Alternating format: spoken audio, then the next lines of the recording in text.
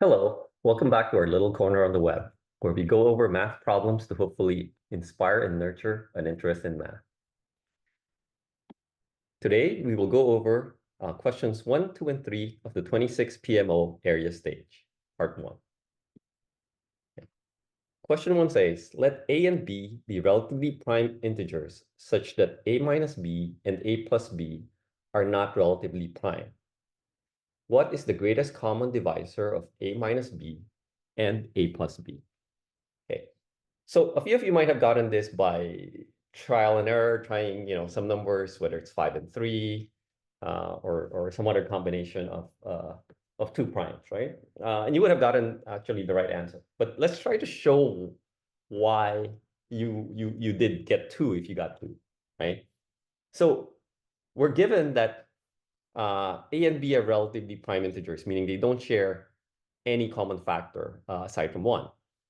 So but we are also given that A minus B and A plus B are not relatively prime. So GCD of A plus B and A minus B is not equal to 1, right? So applying the Euclidean algorithm, we also get GCD, that this is equal to GCD of A minus B and 2B. So we know that B divides B, right? So the only question is, does A divide B? Well, we're given that A and B are relatively prime. So if the GCD is B, okay, then A has to have been divisible by B, but it's not. So the only thing that could be possible is the GCD is 2, right? That the A minus B, the difference, is divisible by 2. Hence, that's how we show that the GCD is 2. Okay.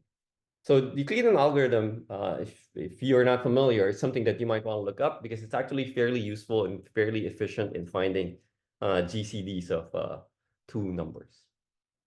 Okay. Let's move on to question 2. Okay. Question 2. In the figure below, the square BURN and isosceles triangle BAT have the same area. What is the measure of angle ART in degrees? So one lesson here before I start is that not all figures that are given in competitions are to scale. And this is one of those pictures that are not actually drawn to scale. So we're given that the area of the square and the triangle is the same. So that actually means that the area of this portion here, plus this portion here, should be equal to the area of that portion there. And we can already see that it's not drawn to scale because it seems like the upper isosceles triangle is bigger than the two isosceles triangle that are on the sides. Okay. So let's keep that in mind as we proceed. I'm going to draw, I'm going to split this upper triangle here into 2. Okay. Okay. So we know that this angle here is 45 down here, which means that because it's isosceles, this angle on the top here is 45 as well. Okay. And this is a square, so this is a 90, 90, and hence that is 45. And this vertical angle here is also 45, and this is 45. Okay.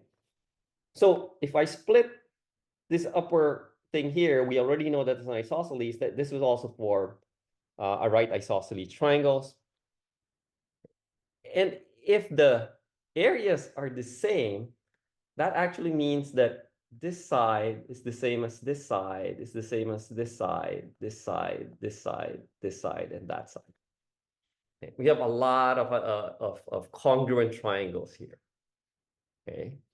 If those side lengths that I marked with the red hash are congruent, that means that this thing here, I'm marking with the green, these 4 should also be congruent. Okay. Hence, if I draw let me put a letter here, X and Y. Triangle AXR is an isosceles triangle as well, because AX is equal to XR, and triangle RYT is also an isosceles triangle, because RY is equals to YT. Okay. If the angles that we've shown, the 45s, then this means that this angle right here at RYT is 135 degrees. So the sum of the other two angles in the triangle RYT is 45, right? And since triangle RYT is isosceles, each of those is 45 over 2.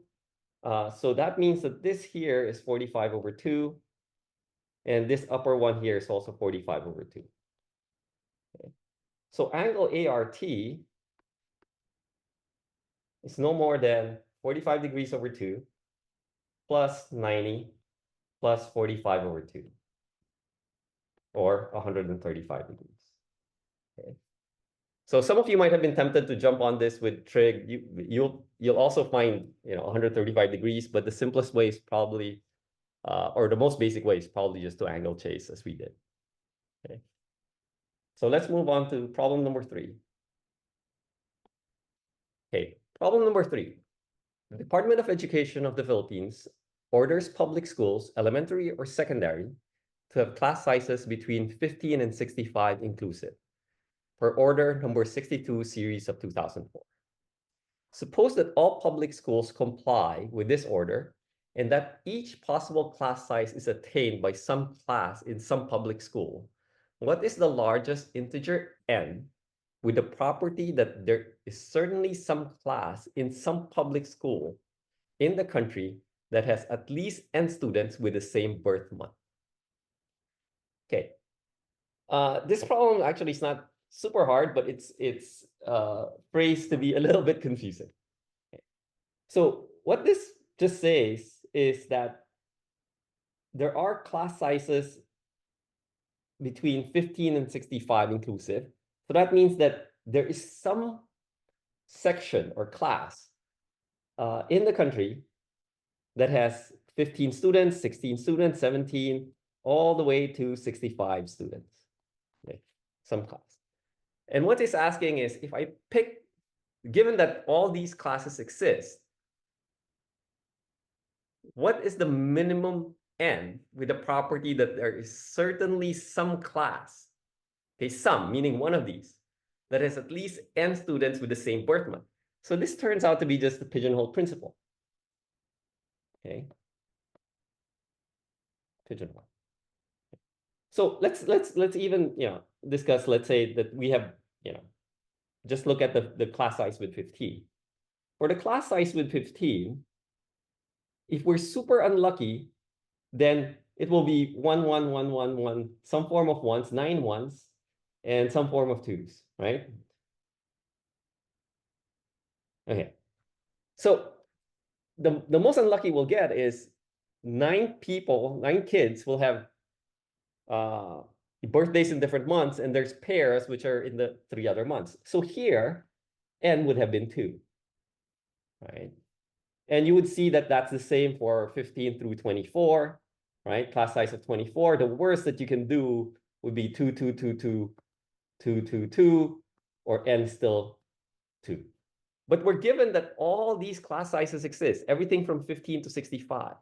So the worst case really would be 65, right? And 65 divided by 12 is 5 something. So we should have a case where there's 5s and there's some 6s, right?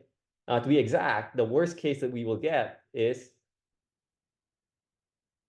5 6s, right? So in this case, given that all the different class sizes inclusive between 15 and 65 exist, we should be able to find a class which has 6 people, or n equals 6 kids having the same birth month. Okay, and that would definitely exist in the class sizes of 61 through 65. Okay, so that's why the answer for this question is basically n equals 6. Okay, hopefully you found these solutions helpful and educational. If you did, do hit the like button and subscribe. Thank you for watching.